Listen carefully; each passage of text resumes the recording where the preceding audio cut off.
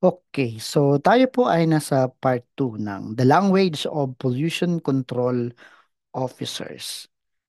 At sa ating part 1, natutunan natin yung at least 5 acronyms na ginagamit ng isang PCO. PCO, Pollution Control Officer; MH, Managing Head; CNC, Certificate of Non-Coverage; ECC, Environmental Compliance Certificate; WDP, Wastewater Discharge Permit. So at this time, tayo naman ay pag-usapan natin itong PTO. So ano ang PTO na ginagamit natin bilang PCO? Ito yung ating Permit to Operate. Kadalasan may kasunod yan na APSI, ibig sabihin Air Pollution Source Installation. Minsan naman APSE or Air Pollution Source Equipment. At may kasama din itong mga APCF or Air Pollution Control Facility.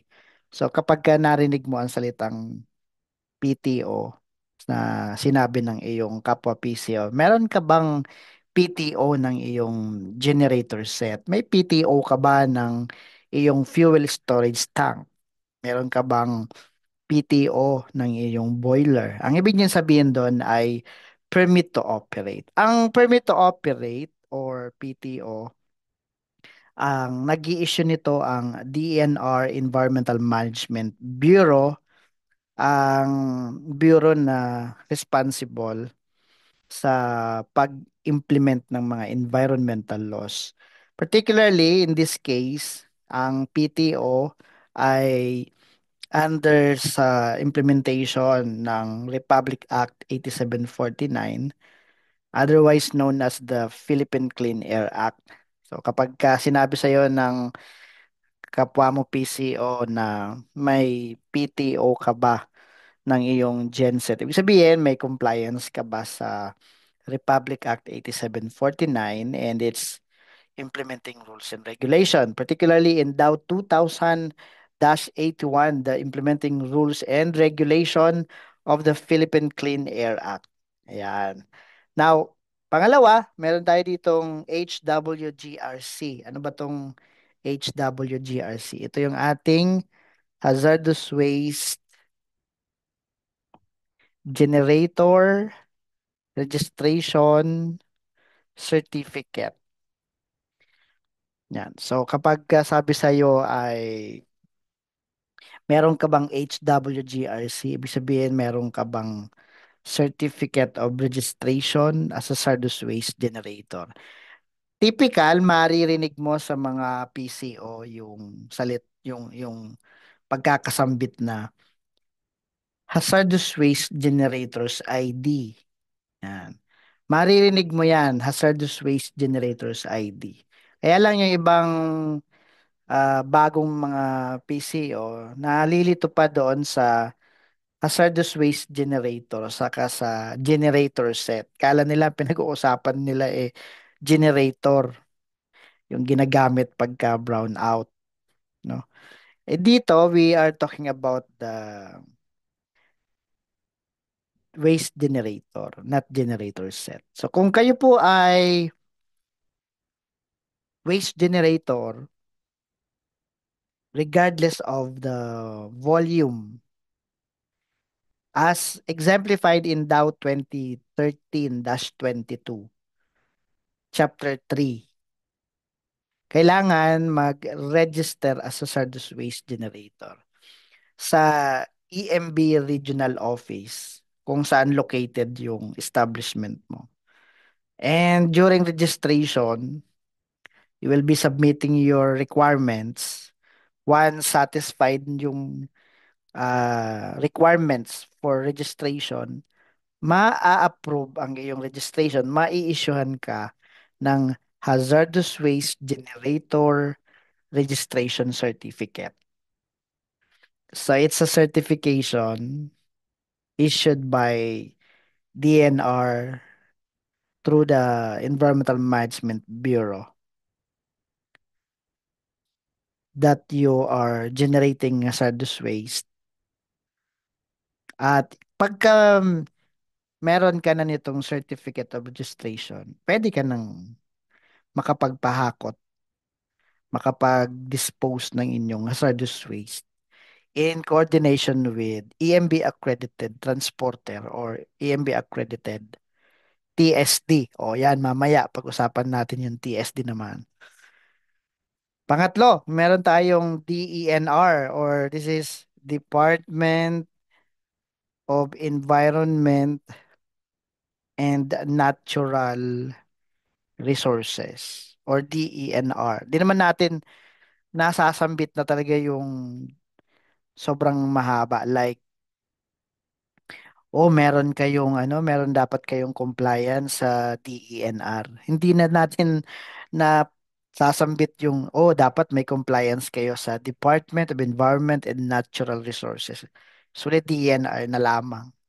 Ang DENR po ay na-create through an executive order signed by former President of the Republic of the Philippines, Corazon Aquino, as in the document, in the order, Executive Order 192 in year 1987, na-create ang DENR. Now, doon sa Section 4 ng Executive Order 192 of year 1987, na outline doon kung ano yung mandate ng DENR. Kaya mayroon tayong primary government agency responsible in the protection of our environment and natural resources. Kasama ng DENR dito sa Executive Order 192, Section 16 ng Executive Order 192, ang tinatawag natin na Environmental Management Bureau. So meron tayong Environmental Management Bureau or EMB. So sometimes din naman natin nasasambit na yung EMB. Sasabihin, oh, may nangyaring inspection noong nakaraang linggo sa amin galing sa EMB. O may mga nag-inspection sa amin galing sa EMB or ibig sabihin niya from Environmental Management Bureau. So sa umbrella ng DNR, nasa baba yung line bureau itong EMB. Kasama ng iba't iba pang mga attached bureaus gaya ng Mines and Geosciences Bureau, Forest Management Bureau, Ecosystem Research and Development Bureau, o, meron tayong Land Management Bureau. Ito, DNR, Environmental Management Bureau as shown in Section 16 ng Executive Order 192. And they are the responsible office na nagpo-provide, nag-a-assist sa DNR on the matters of pollution control and environmental management, advising the secretary of the DNR on the matters of pollution control and environmental management. Yung mga iba't ibang opisina ng EMB from Region 1 to Region 13, including CAR, NCR, no? Sila yung regional offices of EMB sa pangunguna siyempre ng central office ng EMB kung saan nandoon ang Director of Environmental Management Bureau, supervising regional directors ng mga regional office ng EMB.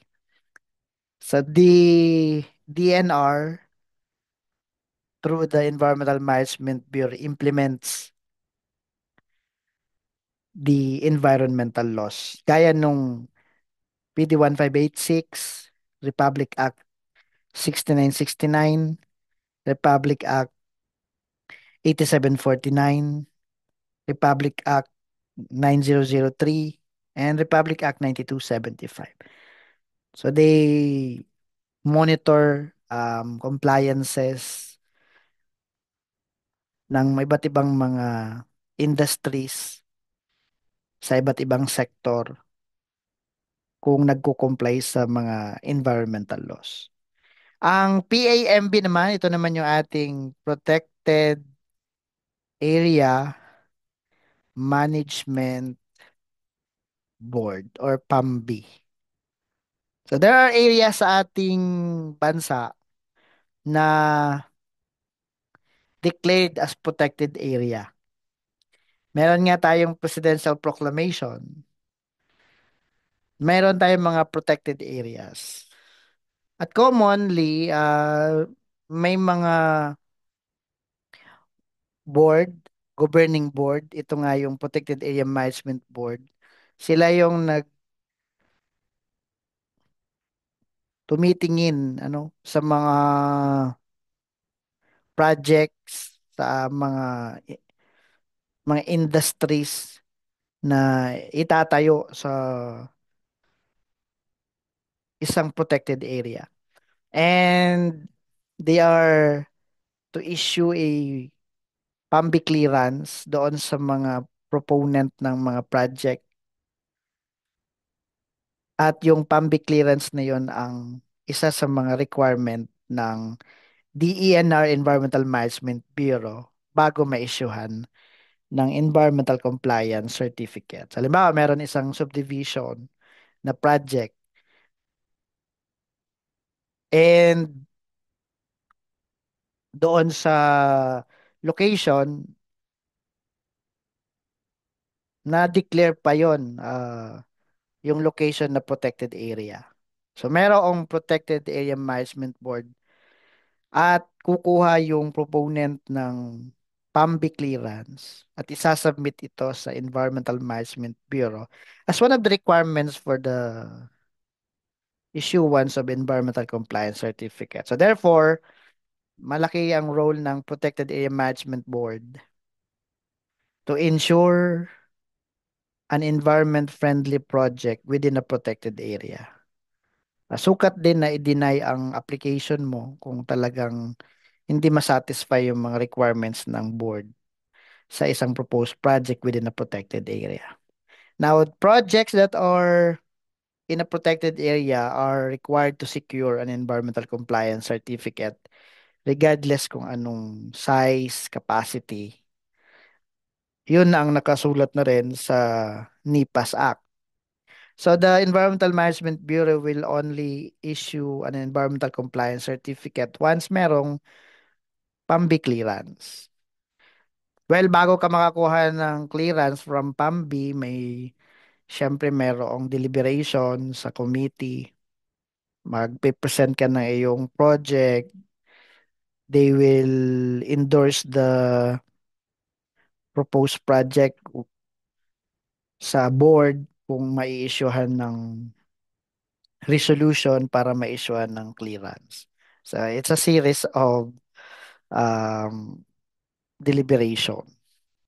Kaya kung ang isang proposed project ay within a protected area, make sure na makakuha na ng PAMBI clearance kasi bago ma-issuehan ng Environmental Compliance Certificate ng DNR-EMB, hahanapin kasi yon. So, so that's the select acronym na napag-aralan natin ngayon. The language of the PCO, PTO, Permit to Operate, HWGRC, Hazardous Waste Generator Registration Certificate, DNR, Department of Environment and Natural Resources, EMB, Environmental Management Bureau, and PAMBI, Protected Area Management Board. So sa susunod na mga panahon, pag-usapan natin yung iba pang mga acronym ng mga language ng Pollution Control Officer. Thank you very much for time listening. You are encouraged to ask question below. Thank you very much and God bless us all.